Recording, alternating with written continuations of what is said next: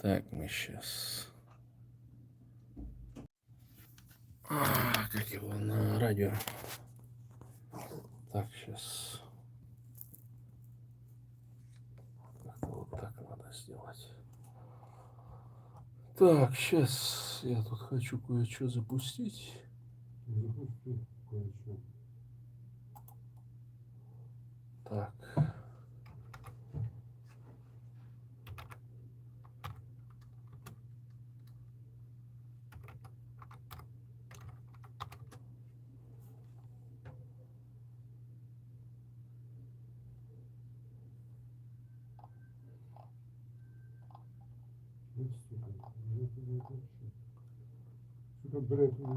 Подожди, не ругайся. Видишь, у меня последние эти, как его, хорошие просмотры у этих. А из-за того, что там кто-то ругался, короче, этот. Да я не ругаюсь. Так.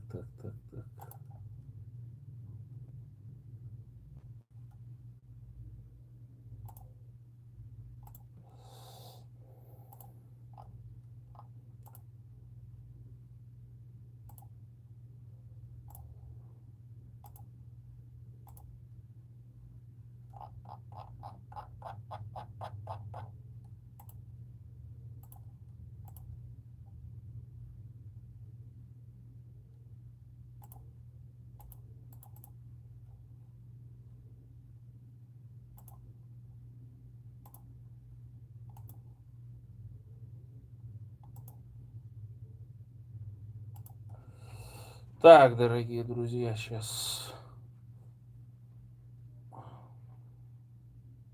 мы... Сейн, сейчас запустимся тут.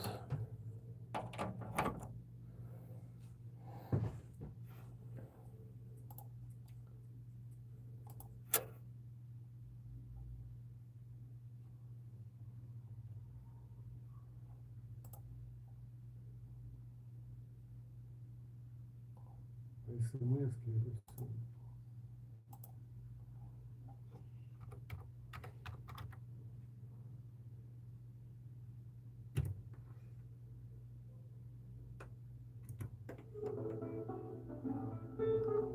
Зуртан Халтаров,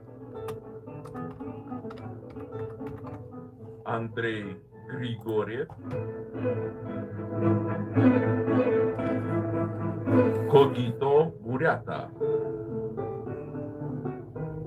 Наими Радио. Здравствуйте, дорогие друзья, Здравствуйте, дорогие друзья, благодарю за внимание. Большое спасибо Сердару Хаджанипесову, который вел передо мной передачу, значит, «Солидарность». Ну, вон эту штуку убери, тут небольшая техническая, как его. Убери вот эту, кабель не выдерни только. Ну, видишь, толстый кабель, вот он мешает. О, вниз.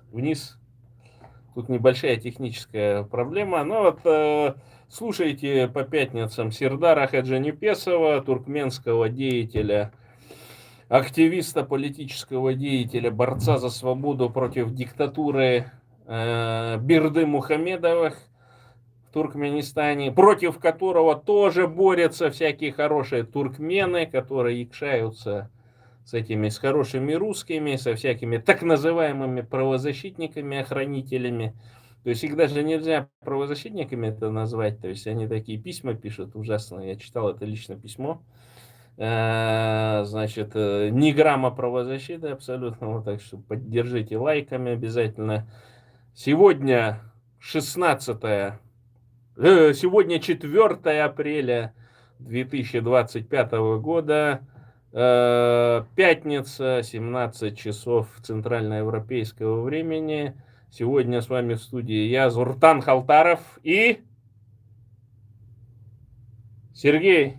Представьтесь в микрофон. И Сергей Власенко. Да, депутат съезда народных депутатов, делегат точнее, Ну что, Сергей, давай поговорим. Сейчас подождите, друзья мои. Нужно будет... Я вас отключу, к сожалению, с ютубовского эфира, а нашим радиослушателям мы эту прекрасную музыку запустим. Сейчас, значит, завирусилась вот эта песня, значит, группы, башкирской группы Ай Йола Хомай. Вы его всегда можете послушать. Почему? Потому что блокируют, могут блокировать. Я выключу звук.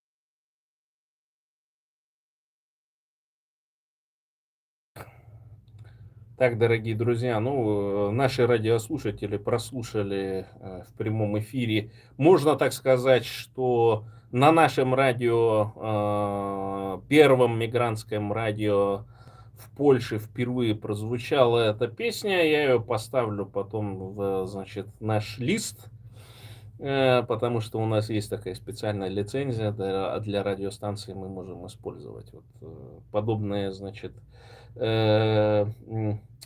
как вам сказать, различные этнические, в том числе, потому что это Айола позиционирует себя как этническая группа, а не как национальная. И я здесь в этом отношении, конечно, не очень солидаризуюсь, друзья мои, потому что я всегда вот к этнике отношусь очень так скептически, потому что часто, представители значит, этнических групп. Это такая фишка где-нибудь на Западе, за рубежом, для того, чтобы какой-то коммерческий успех получить. Они никому не интересна народная музыка. То есть вот национальная музыка, да, какая-то опера, например, национальная. А вот что-то там вот трясутся, прыгают в каких-то несуразных одеждах, там, значит, там, используя различные маркетинговые методы, например, Здесь явно видно, что там вот эти вот мужички со всех этих там на вот эту молоденькую, значит, розовощекую девушку там отреагировали и так далее. Да, ну, понятно, что существуют такие коммерческие проекты, но главное, надо в таких эмоциональных вещах иметь трезвую голову, потому что мы понимаем, что совок, вот этот русский мир, он в национальное, в том числе сообщество, проходит через агитпроп, он до сих пор, и в том числе национальный, этнический агитпроп. Поэтому не нужно здесь делать больших удивлений или каких-то улыбок, когда мы, допустим, узнаем, что эта группа внезапно там поддерживает тех или иных лидеров или те или иные политические, так скажем, движухи, да, выступает, скажем, против независимости, например, Башкортостана и так далее. Не нужно удивляться. Но некоторые говорят, ничего, ничего, говорит, вот это национальное пересилие, там уже определили, что песня это, там, поют с русским акцентом там и так далее, ну вот такие есть ярые там, значит, ну вот наша, типа, наконец там что-то выстрелило в тюркском мире, там великий Туран и так далее. Но вот мне, вот на бурятах обкатали то же самое. Сейчас я, Сергей, извините, я там немножко в бурятскую тему иду, потому что, смотрите, что там выбрано героем? Женское начало. Да? Это вот давно замечено о том, что во всех национальных, это где-то с 15-14 года началась такая вот как бы тема, значит, там у бурят там какую-то Аланга вытащили, там, значит, которая мифический предок и монголов, и маньчжуров, и тюрков, там еще кого попало, да, женщина, да, не воин, ну да, воин может быть немножко там и так далее, но вот все равно это женское начало, да. Хотя у тюрков, у бурят всегда эпос чисто мужской был.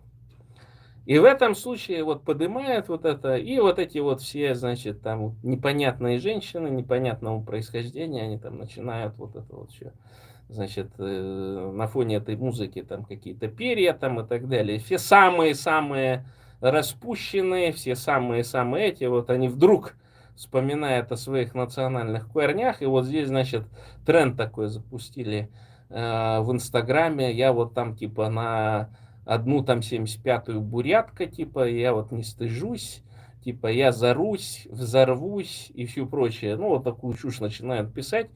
Ну, хорошо, что вспомнили там, да, и соответствующие там какие-то комментарии.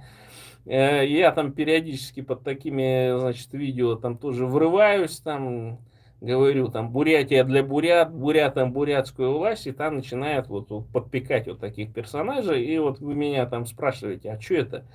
А вот даже капля не бурятской крови, она вот к этому приводит, в том, что люди совершенно не знают истинности, так скажем, своей истории, потому что внутри вот этого семейства, внутри рода, так скажем, там прерывается передача информации, или она поступает крайне искаженная. Часто эта информация просто с русских книжек пропагандистских о том, что русские пришли, значит, кого-то чего-то научили, при том, что, например, производство туалетной бумаги в Советском Союзе было куплено в 1975 году, например, первая туалетная бумага, рулоны вообще это за границей привозились, а уж про мыловарение и так далее, это только благодаря совку, благодаря тому, что купили технологию, отмылись, только в советское время, только вот с помощью общественных бань удалось победить вот эти вши, там различные вот эти вот всякие дерматологические заболевания и так далее. То есть только при советской власти. И не надо ничего выдумывать, это в целом цивилизационный, когда уже весь мир там и мылся, и купался в личных там ваннах, душах и все прочее. В Советском Союзе ничего этого не было. В каждом городе были введены общественные бани для того, чтобы там могли помыться людишки. То есть в этом отношении даже Крупская та же и все прочее, они там были одними из лидеров движения для того, чтобы ну, просто целую 200-миллионную нацию просто отмыть, почистить и так далее. Это только при совке случилось. Поэтому русские не могли ничему научить ни мусульман, ни буддистов, ни всех прочих. Понимаете? Поэтому не надо тут ничего говорить. И вот эти вот все персонажи с потерянной историей, вот под эту песенку сейчас, значит, там хреначат, короче, что им не стыдно признаться, что вот они не говорят на бурятском языке и так далее. Но им стыдно, наверное, признаться, что эта власть, русская власть, сделала так, чтобы буряты не говорили, буряты, башкиры, татары, югуты не начали говорить на своем собственном языке. То есть тут это важно фиксировать, а не то, что она там, ее там родители не выучили или в школе не учили и так далее. Так, ну ладно, послушали. Сейчас переходим к нашим международным новостям. Ну что, Сергей, что за эту неделю учудил Трамп?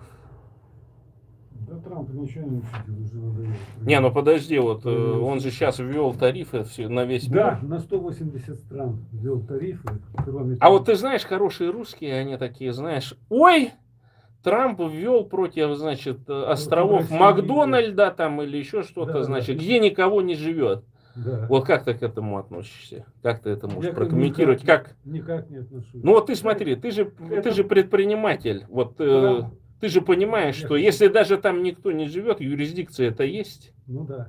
Я Понимаешь хочу- же? А она же, вот эта юрисдикция же может... Так там ничего и не производится. Так она же может быть, понимаешь, просто использована для экспорта, реэкспорта. Поэтому он санкции объявил. Вот в том-то и против неё. дело, то есть вот это все левачье, все эти хорошие русские там, знаешь, уже там 3 или 4 дня. А что это? Ну, мне там под комментариями лезут там в Фейсбуке и так далее, пишут, а что это он? А я говорю, ну вы бизнесом же не занимаетесь. Ну, то есть это просто проявляет некомпетентность в экономических вопросах.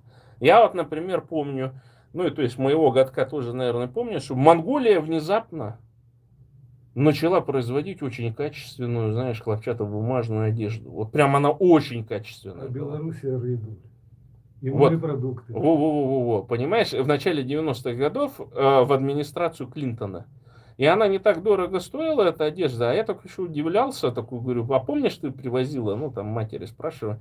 Она говорит, да, но там же, говорит, знаешь, что было? Я говорю, а что? А вот как раз, когда этот вопрос зашел, Буш ввел санкции против Монголии, повысил тарифы на импорт. Там нулевые были тарифы, короче, на ввоз текстильной продукции с Монголии. Мгм.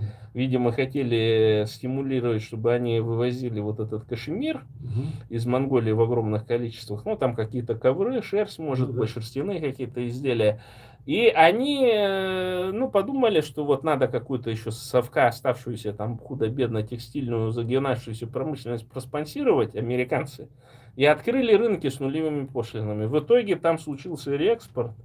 То есть, но при этом китайцы, да, ну вот какое говно, ну, я извиняюсь за такое слово, но низкокачественный продукт, пошитый в кустарных, значит, это гнали в Россию. Все же было завалено, я же помню, как эти Китайские, да. все носили вот в это все с китайского рынка и так далее. Ну, на один сезон хватало, выглядело красиво, но потом все разваливалось, короче, да.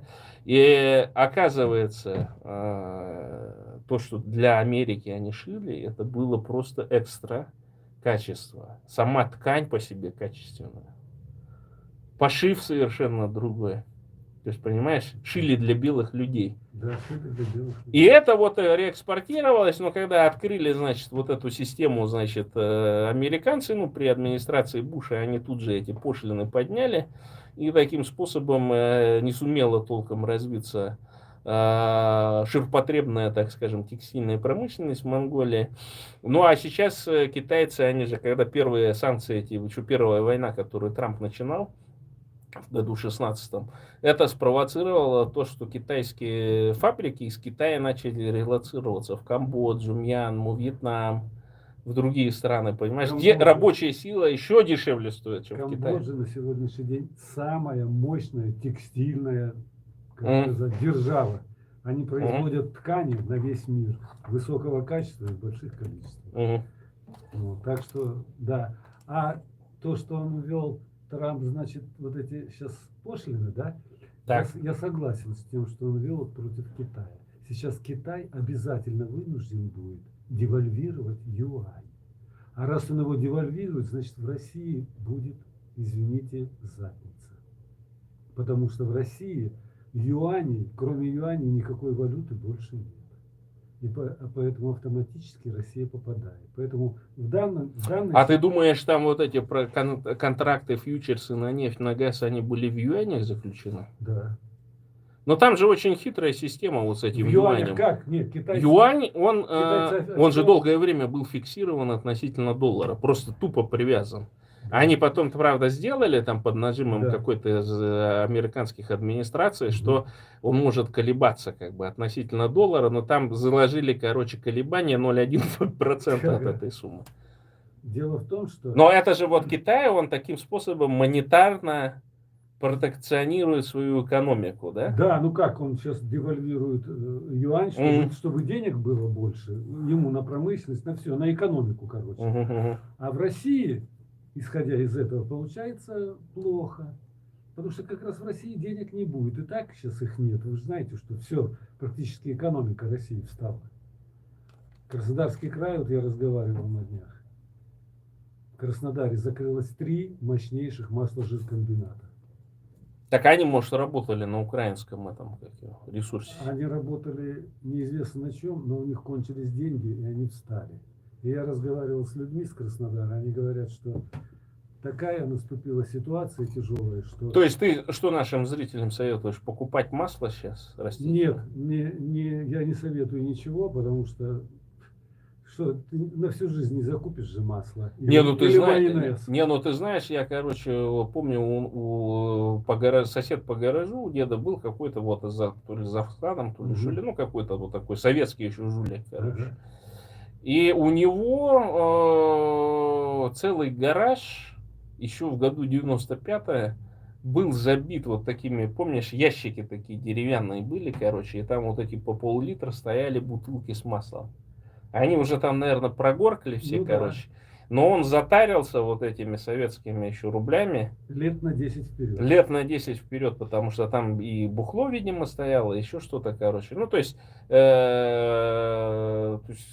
сейчас вы понимаете, да, что рубль, если сейчас юань обесценится, они полезут в в закрома к этим, ну, потому что там же, помнишь, еще до войны, в году там 19-20 Набиуллина где-то говорила, типа, у нас там огромное количество вкладов, короче, Да, причем да. вклады это не такие, не как они вот под какой-то по 5-6%, которые там на 6 месяцев, на год заключаются там и так далее, да, а именно дебетовые, короче, просто на дебетовых вкладах лежат огромная сумма. Я помню, это и Набиуллина говорила, и примерно в тот же период говорила там министр экономического развития у нас там в Бурятии.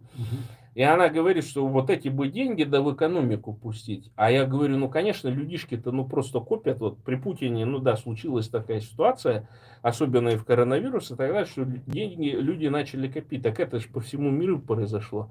И вот опять же, да, смотри, насколько глупа вот эта вся масса этих русских, хороших русских аналитиков и так далее. Я вот говорю, ну смотрите, да, вот они начали заботиться о том, что ой, какой Трамп плохой, ой, там же сейчас нищие в Америке-то будут же голодать. Вы понимаете же, цены-то вырастут, это же Трамп-то не понимает, это же тарифы-то выросли для американского, для конечного потребителя. Ну, понимаешь, ну логика как в совке, понимаешь. Я говорю, там нищие в Америке. Ты же знаешь, да, вот в коронавирус там нищим полагалось там 3 или 4 тысячи долларов выплата, да? А знаешь, какой стандарт будет для нищих? Если ты вот один зарабатываешь в год меньше 60 тысяч долларов. Нет, по-моему, ты ошибся. А семья, если зарабатывает меньше 105 тысяч долларов, это на федеральную субсидию могли претендовать. Ты понимаешь, ну это сумма, уровень. Ну, естественно. То есть в Рашке, условно говоря, нищая семья американская, она бы имела по тем еще, вот когда 30 долларов там было, это 3 миллиона. Сейчас это 8 миллионов доход рублей в год. Это хорошо. Это нищая американская семья, то есть которая вот уже может, знаешь, подаваться на всякие там велферы и все прочее и так далее. То есть это вот просто в Америке, вы поймите. И вот Я вообще не понимаю, чем это обусловлено, тем, что, ну, знаешь, такая обида, знаешь, ты меня любила за денежки, да, но потом бросила, короче, потому что, ну, деньги кончились или деньги там перестал давать, например, да, это вот такая обида вот такой любовницы, ну, содержанки, которая там безответственно, так скажем, отдавалась, да, за какие-то деньги, ну, за то, что там зарплата будет каждый месяц падать, а потом ты взял и, ну, помоложе нашел, например. Раз и перестал денежки. И вот у нее такая, знаешь, вот и всей русской, хорошей русской оппозиции такая, ой, а денег-то все, денег-то это. А да вот он такой плохой, да козел, да, и все прочее. То есть, если бы эта система бы действовала до сих пор, да, они бы Трампа, наверное, хвалили, какой умный, разумный президент и все прочее. Но как ты считаешь вообще, вот эта тарифная война, она же ведь, ну да, там сейчас все вдруг внезапно хорошие русские стали сторонниками фритрейда, да, свободной торговли, вот прям как в начале 20 века. Ну там, я помню, я читал воспоминания, значит, Черчилля, и вот он там, по-моему, тоже достаточно критически обсуждал вот эту теорию, да, потому что все тогда страны, и Франция, и Германия, и Великобритания, они занимались протекционизмом своего собственного производителя, но делалось это для чего? Для того, чтобы в конечном итоге сделать дешевым производство оружия. Да. И, собственно, Европейский Союз, он же на чем стал? Они создали комиссию, которая бы контролировала просто, что государства не будут заниматься дотацией угольной отрасли, металлургической отрасли, каких-то химических производств. Понимаешь? И в этом отношении, конечно, для них фритрейд был хороший. А Америка-то, ну извини меня, вот сидит американец, да, бизнес, чисто бизнес, да, то есть никаких там вещей и так далее. А ему зачем в Америке создавать какие-то производства, потому что он должен платить нищему американцу нищую американскую зарплату, да? А просто американский, ну, работяга, да, вследствие там вот этих всяких защитных мер социального характера, да, ну, он не может больше 8 часов работать, ему смысла нет. Абсолютно верно. Поэтому, естественно, что бизнес американский в 90-е годы, он, когда Америка была по-настоящему столицей мира, он выехал. То есть тот же Nike, например, он вообще, не, я так понимаю, не Но имел Вьетнам. никаких производств с самого начала. То есть изначально модель Nike была производить товар где-то во Вьетнаме и Юго-Восточной Азии где-то очень дешево, и в Америку продавать вот это по себестоимости 2-3 доллара за пару, там продавать за 200, за 300 долларов. То есть это нормальная маржа, огромные суммы. То есть вот эта тарифная война, она же еще и связана с тем, что олигархов пощипать, заставить тех же, вот, например, я помню 93 год, мне подогнали джинсы Levi's. Мне там 9 лет. Подогнали джинсы Levi's Made in USA. Им не было просто сносу. Это настолько качественные были вещи. У меня сейчас до сих пор есть. Понимаешь? А потом бедный Levi's обанкротился из-за того, что содержал, вовремя они не переориентировались. Они, конечно, потом открыли там производство и так далее, но он впал же в глубокую кризисную яму, там чуть ли они не перестали производить там и так далее. Потом, когда производство все перевели за рубеж, там Турция, Узбекистан, Индия, там еще какие-то страны, то тогда они худо-бедно вылезли. Но сейчас он опять в каком-то чуть ли не премиум сегменте, хотя это, в принципе, одежда для работяг была исторически. И качество снизилось, потому что, ну, да, сейчас вообще по всему миру качество одежды снизилось. Она специально заложена так, чтобы она изнашивалась и уничтожалась, короче. Чтобы покупали новое. Да, чтобы покупали новое. Вот такая система. И, конечно, Трамп вот против этого борется. Они хотят снова вернуть хотя бы исконно американские производства, потому что в Америке что исконно производится?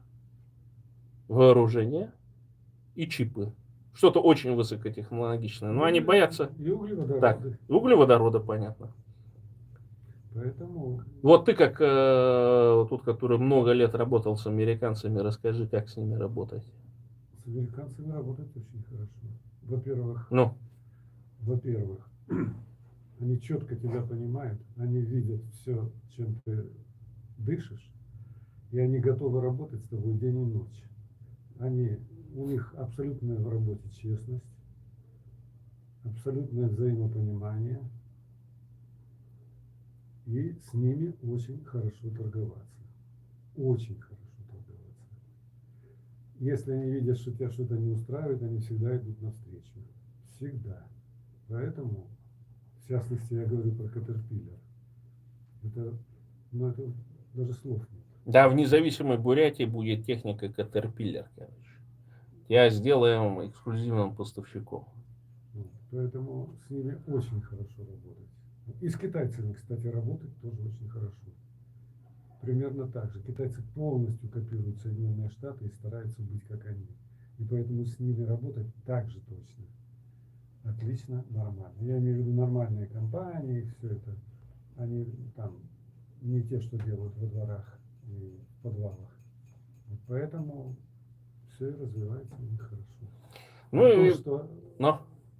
А то, что вот Трамп это замутил с вот этими, с одной стороны, даже где-то, может быть, так оно и надо, чтобы эти пошлины, чтобы отсечь ненужное и чтобы осталось только нормальное.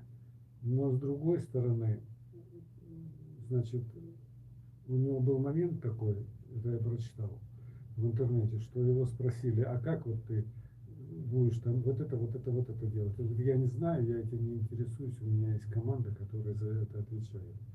Вот это, я считаю, некоторые недостаток. Потому что если шеф не знает Мгм.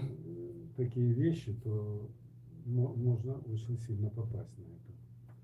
Так что тут надо вникать во все, если ты затеял такую игру. Ну, я вот помню, короче, все 90-е, 2000-е годы, короче, там проплакали японские министры финансов, и это все вот показывали, значит, на российском телевидении, что иена внезапно из-за рыночных, чисто рыночных механизмов окрепла. И это Ну сильно да. ударяло, значит, по экспорту Да. японской продукции. Вот они плакали, что не смогли, значит, ни дешевую иену дешевую Да. иену сделать, Да. да. И меня это все время поражало, а как они так хотят. А потом, ну, действительно, одно с другим свел, и действительно, то есть крепкая иена, она никому не нужна была, потому что Абсолютно. японская экономика, она была после Второй мировой войны нацелена на экспорт. И здесь такая же ситуация получилась, что Трамп, вводя тарифы, да, привел к обрушению одномоментному, этого давно не случалось, там на несколько процентных пунктов упал доллар. Он Да, сейчас что стал упал. стоить 0,90 евро. И нефть упала тоже. И нефть упала. А для экономики Америки это хорошо, особенно для экспортных. То есть они, в принципе, рыночными методами не могли бы сделать так, как вот введением тарифов. И вообще, ну, на самом деле, я понимаю, что, конечно, там вот адепты свободной торговли, это, ну, это такая достаточно древняя борьба между ними идет с теми, кто занимается протекционизмом, а тут, ну, в чистом виде протекционистский подход идет. И я не знаю, ну, вот совок, например, да, тот же Россия, они же всегда, ну, были в пошлинах. То есть, например, вот тоже мясо, да, вот в Бурятии, например, каждый может знать, да, ты идешь на базу оптовую, и там любое мясо есть тебе на любой вкус и цвет. И оно дешевле, чем то, что продается на рынке в раза 3.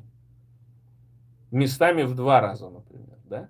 И, правда, я там однажды сходил по мясу рыбы, короче, и вот им, видимо, свежие уже цены пришли, а, например, в крупных торговых сетях цены другие, то есть они, видимо, не через эти оптовые базы переводят, ну, потому что, понятно, оптовики, они какой-то себе еще процент забирают, и оказалось, что оптом брать в том же, например, магазине, ну, нашей бурятской розничной сети, оказывалось там на 20% дешевле, чем у оптовика.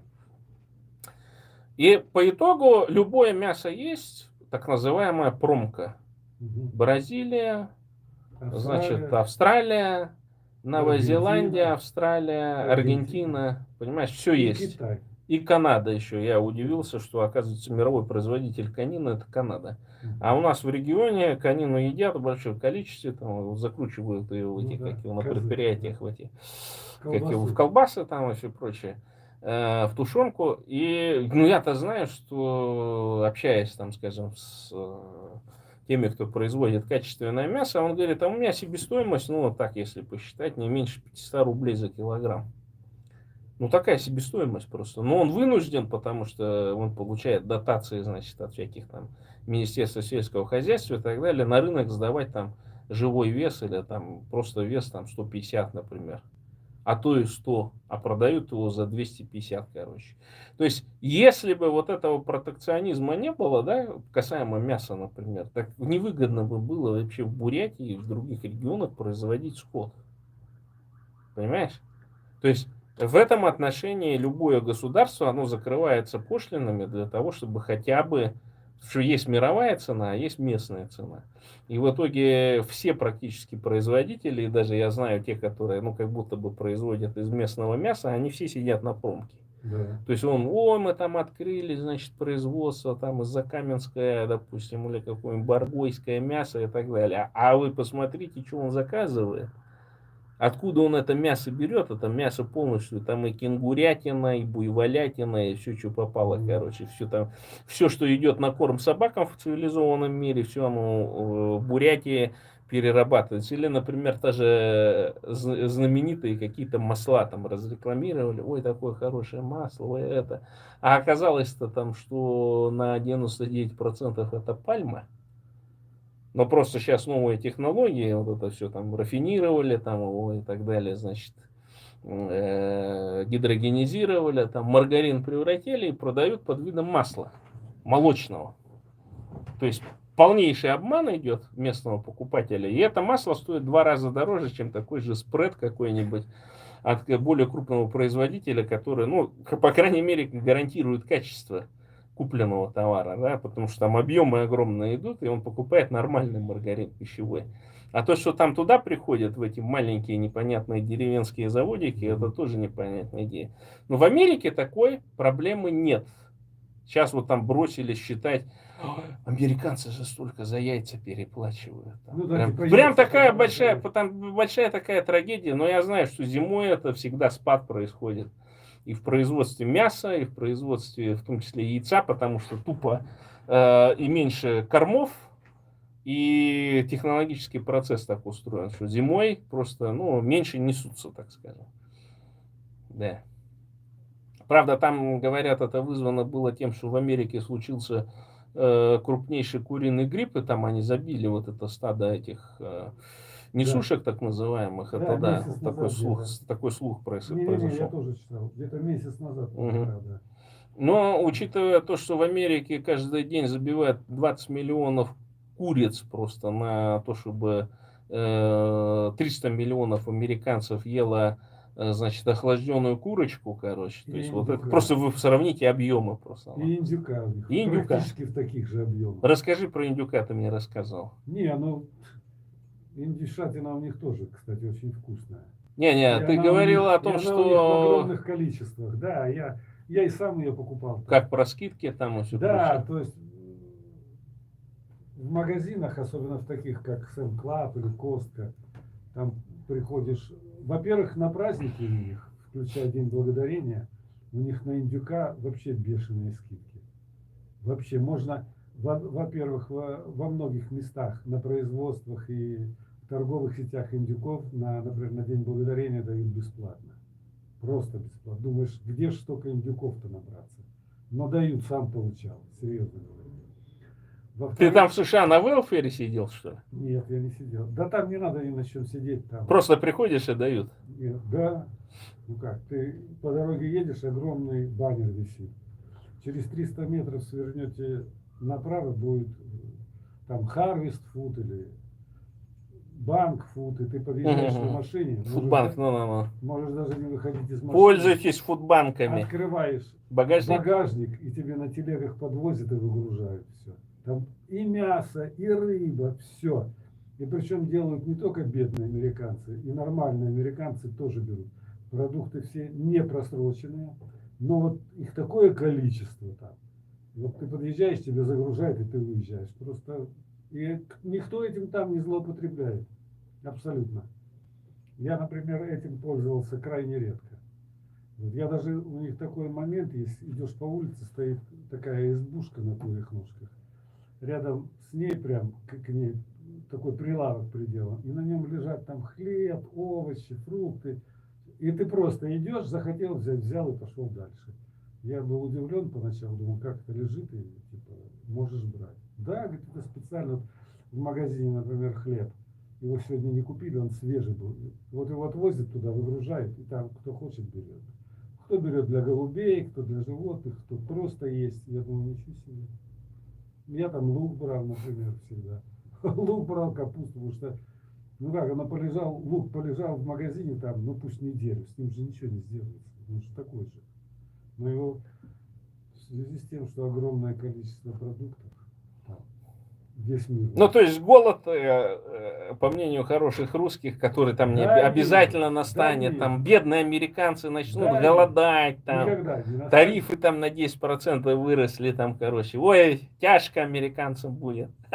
Не будет. И главное, что Но мне кажется, вот как-то Трамп удивительно, этой своей короче, вся вот политикой, эта, я думаю, он- весь Твиттер просто изгадили вот этим. Ай, там Трамп такой секой.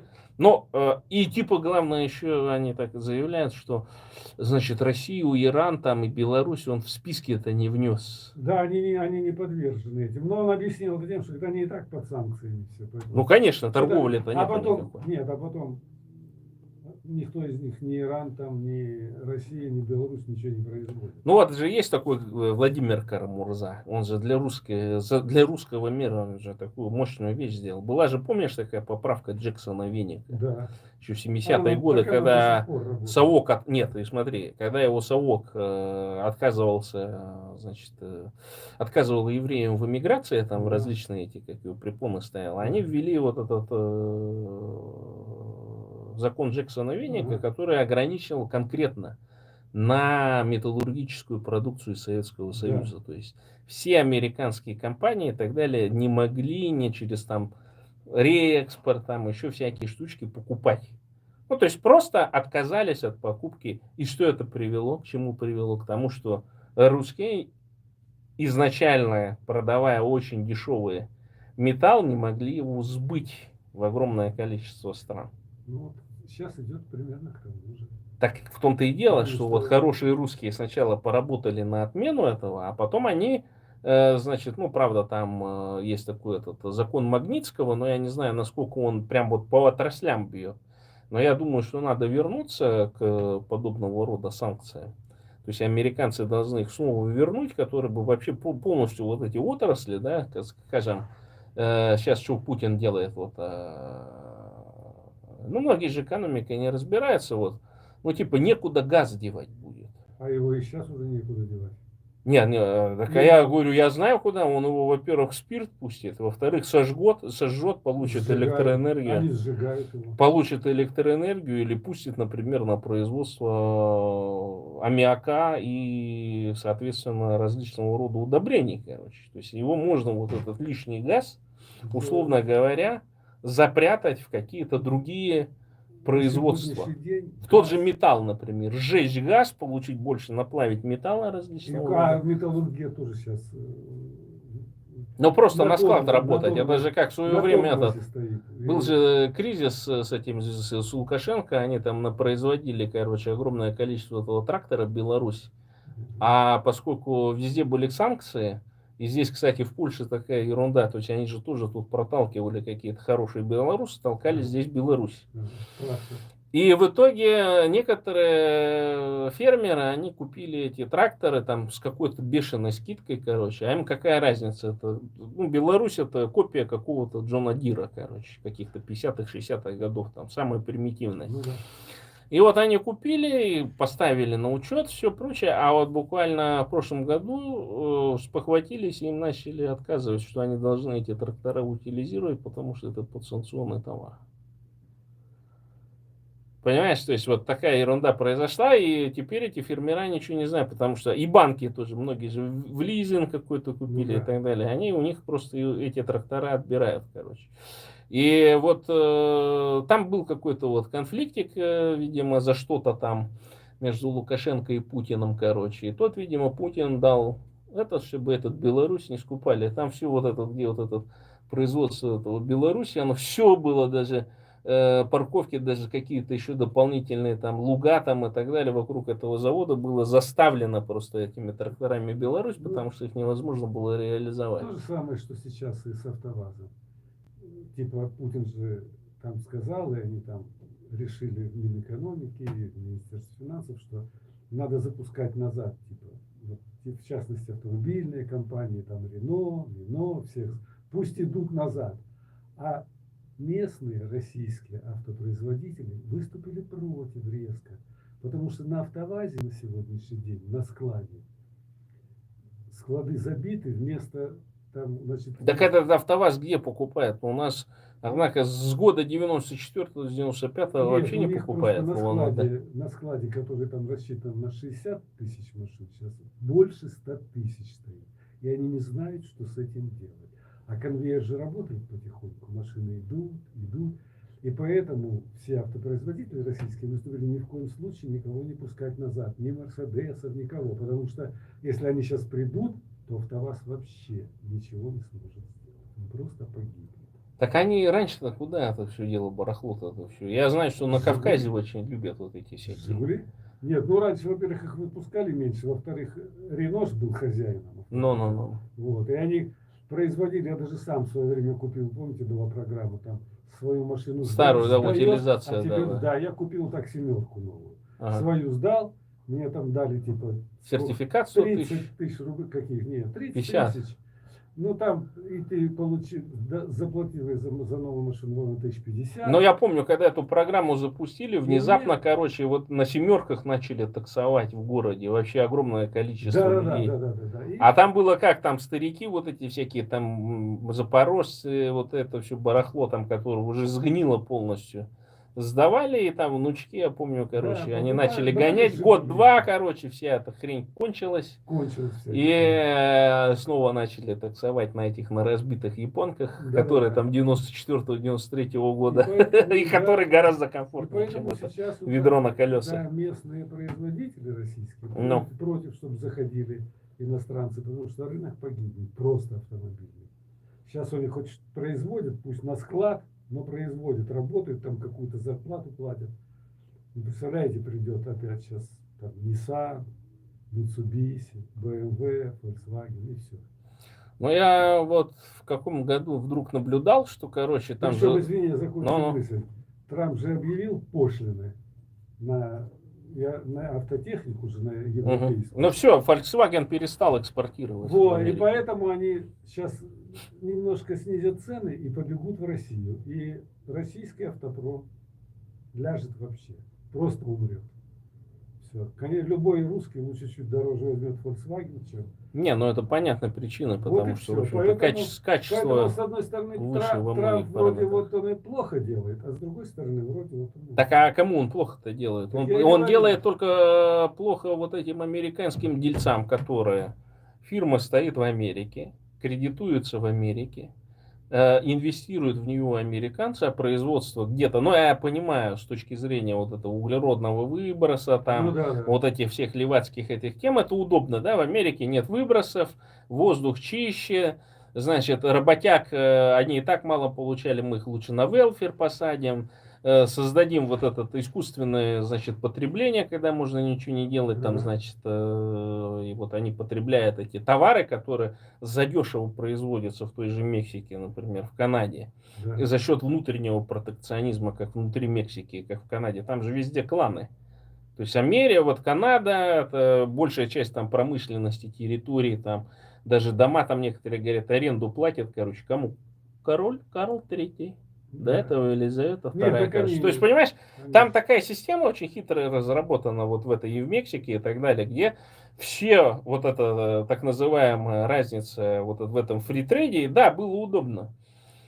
А давай-ка что-нибудь сделаем там в США. Я, кстати, в одном из фильмов, там, 11 друзей Оушена, там, или что ли, там это обсмеивалось о том, что они там рассчитывали, сколько нужно денег потратить для того, чтобы какую-то аферу провести. А потом оказывается, что за всю работу там в Мексике, там, что 100 человек просит $30 тысяч. Он говорит, как это, $5 в неделю у них такая зарплата, Да. что ли?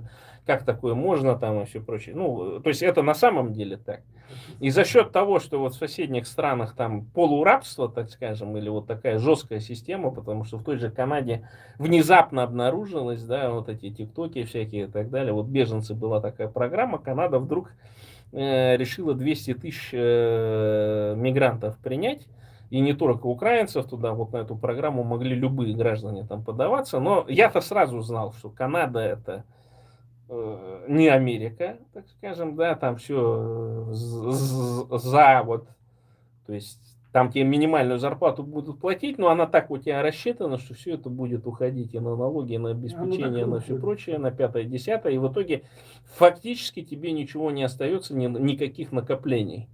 Да. Ну, то есть вот так система. В Америке абсолютно по-другому. Хочешь зарабатывать, можешь зарабатывать. Вот у меня буряты мои, которые туда в Америку выехали, ну, незаконно, ломая логбуки там и все прочее, по 20, по 30 часов чуть ли не в сутки работая, они достаточно большие суммы получали, вот перевозя эти грузы и так далее. А сейчас все уже, сейчас боятся, сейчас работают честно. По логбуку все как положено, 10 часов отъездил, приехал на стояночку, отметился, лег спать, весовой контроль тоже ездит, без перегрузов и так далее, потому что, ну, приходят, ну, во-первых, да, снизился и товарооборот, и перевозки товаров, но одновременно снизилась и травматичность производства, и сколько там было случаев и так далее, когда под действием вынуждены были эти, значит, употреблять какие-то стимулирующие средства, в том числе наркотические ездили. Там был случай, когда неопытный, абсолютно не умевший водить там машину казах, он просто убил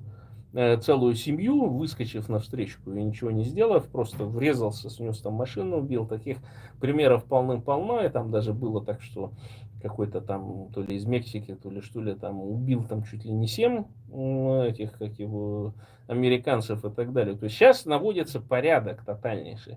И, конечно, вот удобно было, да, ты как бы нелегал, там за 5-10 лет зарабатываешь огромную сумму, инвестируешь ее в покупку недвижимости в той же России или, например, в Беларуси есть такие персонажи, которые там на старость себе в Беларуси, то есть в Америке живут, но в таким пахают просто, да, при этом не оформляют никаких документов, непонятно они там на каком статусе, политический или он беженец там и так далее. Вот сейчас тоже вот выявляется, жизнь-то хорошая в Америке. И вдруг потом оказывается, что для этих персонажей и Россия неплохая, знаешь, и с русскими флагами там ходят, машут, короче.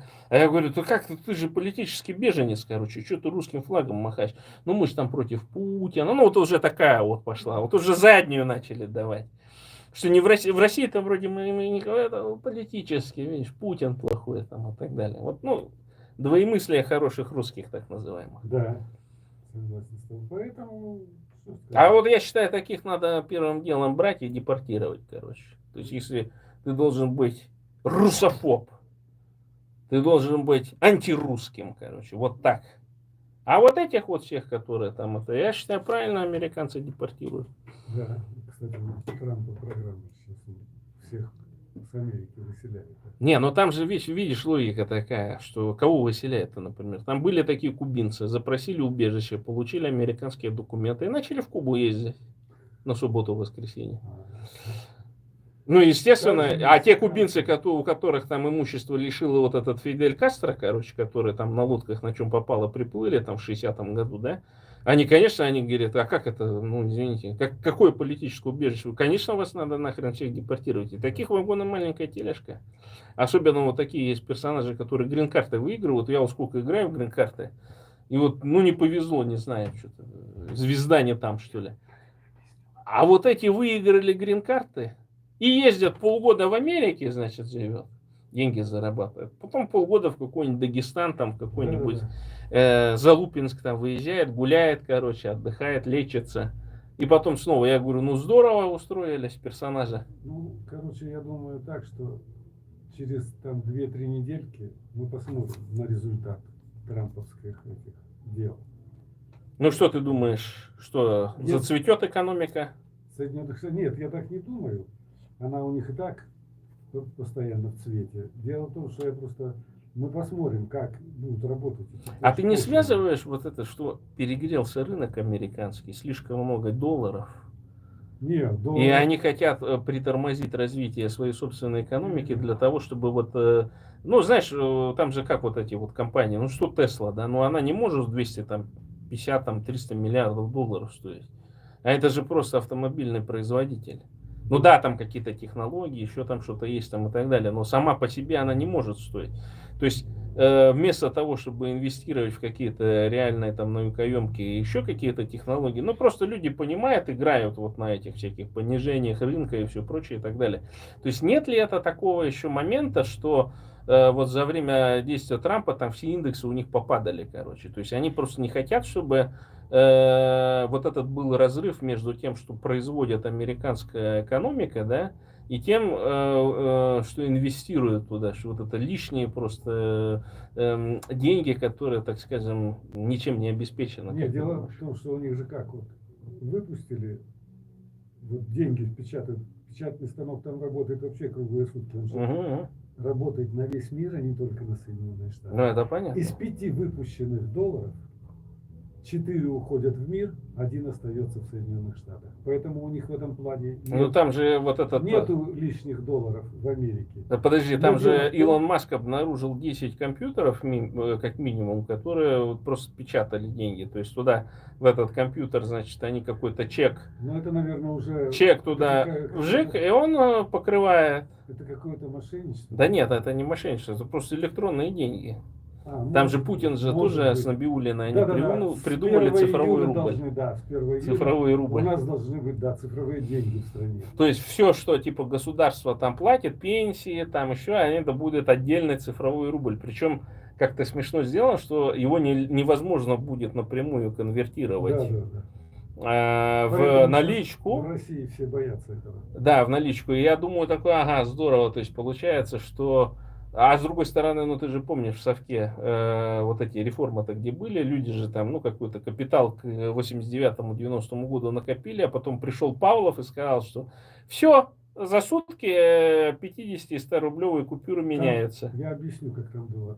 Я сам потерял денег. У меня было тогда, на то время, в 90-м году, у меня было очень много денег. Я жил в Узбекистане, в Ташкенте. У меня было 15 тысяч рублей.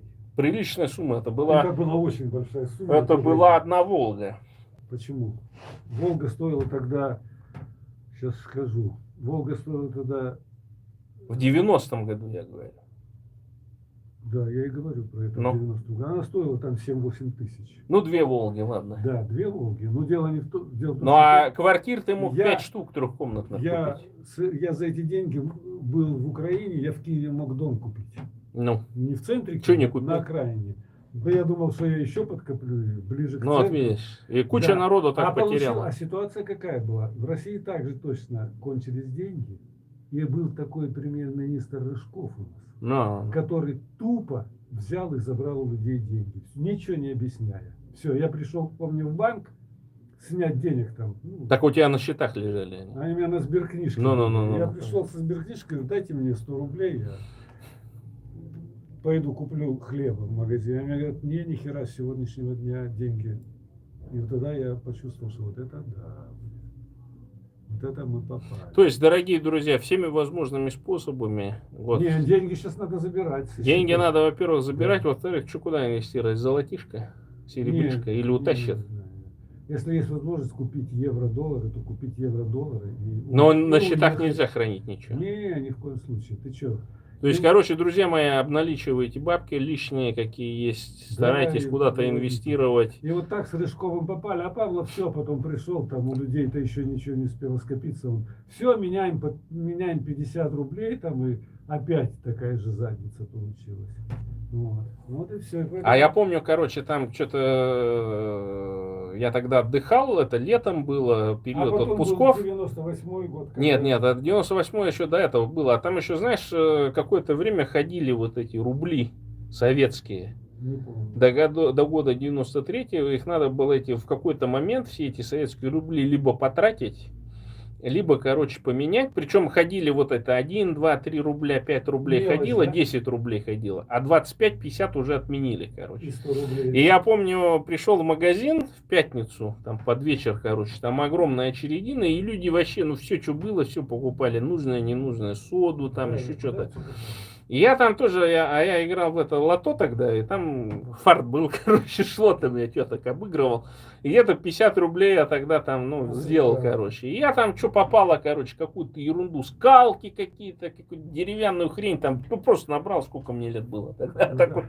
с охапкой такой всякой хрени притащился, потому что, ну, понимаешь, что все, они кончатся. И на следующий день тоже послали за хлебом, я с этими, с копейками иду туда, и пацан приходит что-то купить с этой 25-рублевой, а та ему говорит, что, говорит, эти деньги-то не работают, говорит, опоздал, не примем. И он такой стоит с глазами большими, понимаешь? Ну, то есть люди, у кого ни радио, ничего не были, короче, они вот так вот попали. Да попали, так я попал. И у меня радио было. А потом 98-й год, Да, тоже когда опять. швырнули Когда вообще Ельцин сказал, страшным образом. ничего, никакой девальвации, никакой инфляции. Они сначала же деноминацию, помнишь, Да. провели, короче. Все, На 1000 обрезали, вроде как. Дефолт. Да. И пипец. И вот это соотношение, там же 32 или 30 ли рублей, короче, вот 32, я как помню, в 2001 году доллар стоил, короче. В каком? В 2001-2002 да, доллар да. стоил 32, и потом он планомерно понизился до 23 в году 2008, это Ага. потому что Путин наелся этими огромными деньгами, Да. просто там какое-то невероятное количество, видимо, долларов пришло, что Не, так с и в 32 России почти на экономика 9 рублей хорошо упало. росла. Да, в Америке Но я вот помню экономика. те года, когда доллар стоил 23, короче, у людей денег не было. Хитро, да? А потом, Ага. когда Путин начал этими денежками делиться, там опять курс вырос до 23, там, до 33-34 рублей. А потом 14 год и снова швырнули. Да. Там же вот эти все Постоянно- блогеры там писали, постоянно короче, что швыряют. откуплюсь там и так далее. Постоянно швыряют. При этом выиграли, знаешь кто? Те, которые с белорусами общались. Потому что белорусы, они все свои вот эти зайчики, там все эти Да. белорусские рубли, они как только есть возможность, конвертируют в доллары, в евро. То же самое в Грузии. Ну да. Лари довольно крепкая валюта, но все равно, тем не менее, они, я вот вижу, там постоянно меняют. Пенсия приходит, они постоянно в доллары все это конвертируют и так далее. Поэтому, друзья мои, услышьте нас, начните инвестировать, В евро. либо, Да. так скажем, ну, каким-то образом эти деньги вкладывать в какие-то вещи, потому что, ну, мало ли что случится, и вы просто вот эти свои накопления тупо Случится потеряете. обязательно, потому что экономика российская, все, она встала. Нет ее, все. Металлургия встала. Цемент снизился, врать не хочу, за 2 месяца Нового года Мгм. производство цемента упало что-то там на 8-11%. Это пипец. Так а в России-то и цемента-то мало производят. Ты мне назови ж- этих цементных Так вот, предприятий. я тебе ё-моё. говорю, что и получается, это же огромное количество недостатка теперь на стройках. Да вообще всего. Так нет, не ну вот у только нас это. бурятские стройки это исключительно китайский цемент. Да. Китай в свое же время начал производить столько цемента, сколько он за год произвел, говорит, в один год, сколько вообще человечество не А мы произвело в за все время. Краснодарском крае строили за счет турецкого цемента. С Турции цемент приезжал. Хотя Новороссийск это же величайший российский производитель цемента. Вот, а мы строили на турецком цементе. Ну вот, готовимся к тотальнейшему кризису. И вот я, кстати, Практически он уже вот-вот. да, вот-вот, друзья мои, Путина свяжут и отправят в Гаагу. Я такой момент хочу еще сказать, что я вот разговаривал, говорю, на прошлой неделе с Краснодарским краем, да? Ага. И мне товарищ говорит, ну, типа, за квартиру, типа, устал платить. Я говорю, а в чем дело? Мол, поднялись цены вот на коммунальные, на все. У него квартира, он за нее платил в среднем где-то 6-7 тысяч в месяц. Вот я ему на прошлой неделе позвонил, и он мне говорит, теперь я плачу 12-13 тысяч. Я говорю, ты что, серьезно? Он говорит, абсолютно серьезно. Ну и скоро будет кризис неплатежей, естественно, И мало дорогие того, друзья. разговариваю с Краснодарским краем, в Краснодаре помидоры дороже, чем в остальной России. Стоят свежие помидоры. Вообще. А яблоки тоже кончаются, краснодарские, потому что все краснодарские яблоки были из Польши. Угу. Но, друзья мои, боритесь и поборите. Ладно, друзья мои, прекращаем наш эфир. Большое спасибо за внимание. Сейчас будет повторка, так называемая, я забыл кто автор аудиции. Ну, в общем, слушайте на волнах ими радио. Радио Материнка, по-моему, будет. Ладно, дорогие друзья, всем пока и до новых встреч. С радио мы прощаемся.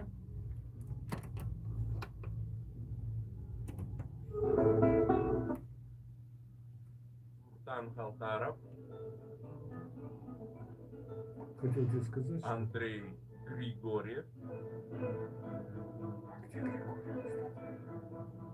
Когито Бурята. На ими радио.